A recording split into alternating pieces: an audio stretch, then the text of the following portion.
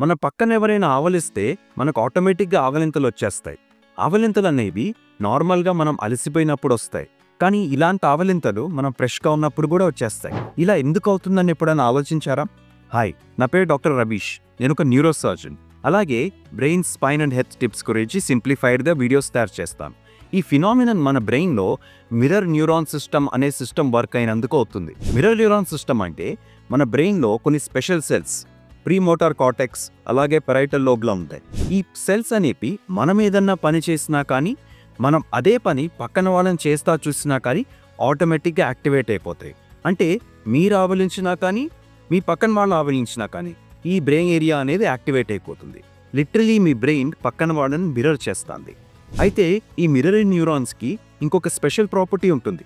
అదేంటంటే ఈ న్యూరాన్స్ అనేవి యాంటీరియర్ సింగులేట్ కార్టెక్స్ అలాగే ఇన్సులా తోటి కూడా కనెక్టెడ్ ఉంటాయి. అంటే మన ఎంపతి సెంటర్స్ కూడా కనెక్టెడ్ ఉంటాయి.